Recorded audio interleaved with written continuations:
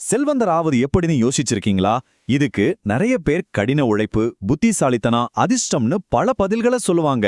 ஆனா உண்மையான அகசியம் இதுல எதுலயுமே இல்ல.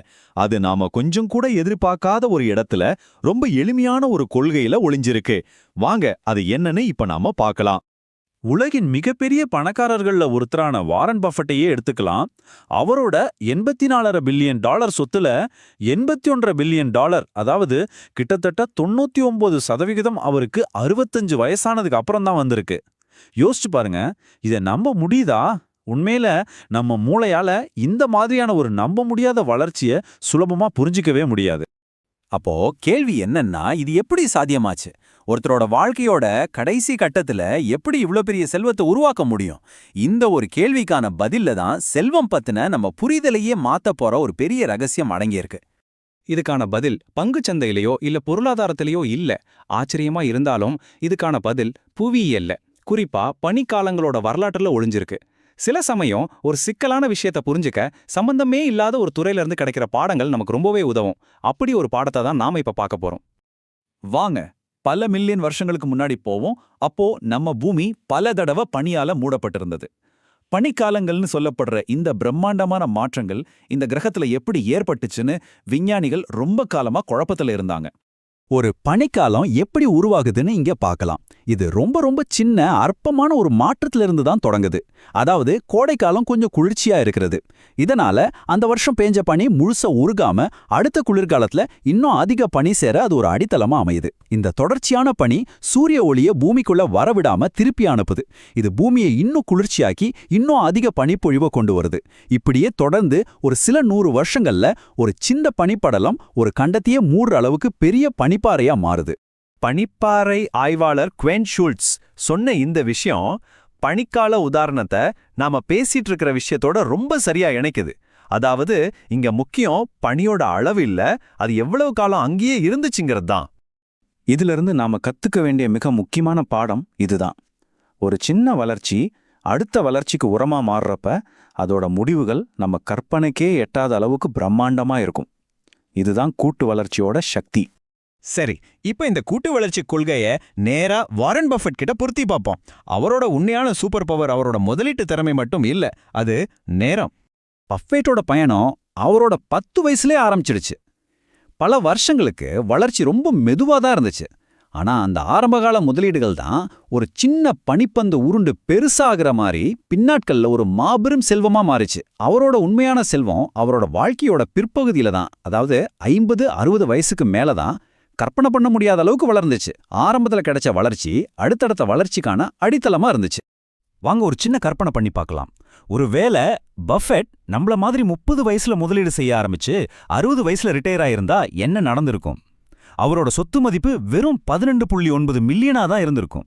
இது அவரோட உண்மையான சொத்து மதிப்பை விட 99.9% குறைவு. இதுதான் நேரத்தோட சக்தி. அவரோட திறமை முதலீடு, ஆனா அவரோட ரகசியம் நேரம். இப்ப ஜிம் சைமன்ஸ்னு இன்னொரு முதலீட்டாளரை பார்ப்போம். இவர் வருஷத்துக்கு சராசரியா 66% லாபம் பார்த்தவர். இது பஃபெட்டை விட 3 மடங்கு அதிகம். திறமைய மட்டும் பார்த்தா சைமன்ஸ் தான் பெஸ்ட். ஆனா பஃபெட் அவரை விட 4 மடங்கு பணக்காரர். எப்படி? ஒரே காரணம், பஃபெட் சைமன்ஸை விட 45 வருஷம் அதிகமா முதலீடு செஞ்சிருக்காரு, அவ்வளவுதான். இந்த நம்ப முடியாத பெரிய என்ன பாருங்க.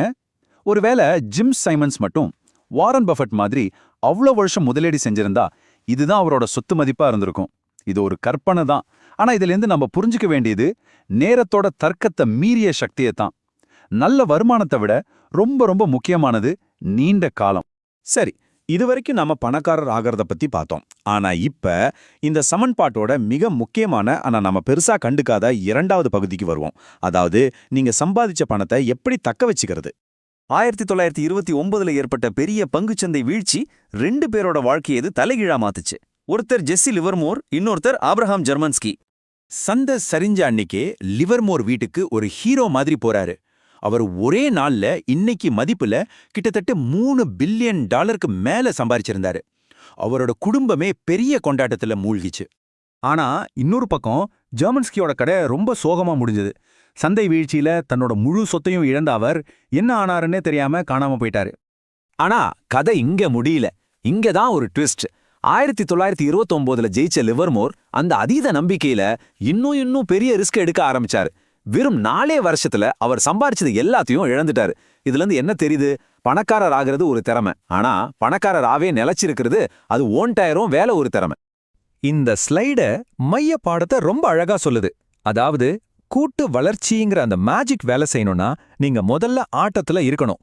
உயிர் வாழ்வதுதான் இங்க மிக முக்கியமான திறமை. சரி, இதுவரைக்கும் நாம கத்துக்கிட்ட பாடங்களை எல்லாம் ஒன்னா சேர்த்து உங்களுக்கான ஒரே ஒரு முக்கியமான கருத்துக்கு வருவோம். இது ஒரு காயினோட 2 பக்கம் மாறி. செல்வந்தர் ஆகிறதுக்கு உங்களுக்கு ரிஸ்க் எடுக்கிற தைரியம், நம்பிக்கை இதெல்லாம் தேவைப்படலாம். ஆனா நீங்க சம்பாரிச்ச செல்வத்தை பாதுகாக்க உங்களுக்கு பணிவு, எச்சரிக்கை உணர்வு, ஏன் எல்லாத்தையும் இழந்துருவோமோங்கிற ஒருவித பயம் கூட தேவைப்படுது. ரெண்டுமே ஹோல்டானா வேற வேற மனநிலைகள். இதுதான் மையச் செய்தி. ஒரே ஒரு தடவை கிடைக்கிற பிரம்மாண்டமான வெற்றிகளை விட நீங்க திரும்ப திரும்ப செய்யக்கூடிய நிலையான டீசென்டான முடிவுகளை இலக்கா வைங்க. அது போதும். முதலீட்டை பத்தி எழுதப்படுற ஒருவேளை மிக சக்தி வாய்ந்த புத்தகம் வெறும் 3 வார்த்தைகளை கொண்டிருக்கலாம். வாயை மூடிவிட்டு காத்திரு. இது பொறுமையையும் நீண்டகால பார்வையும் மட்டும்தான் வலியுறுத்தும். பெரிய வெற்றிகளை துரத்துறதை விட பெரிய தவறுகளை தவிர்க்கிறது தான் செல்வத்தோட உண்மையான ரகசியம். இதுதான் நம்ம எல்லாரும் மனசுல வச்சுக்க வேண்டிய தெளிவான சக்தி வாய்ந்த பாடம்.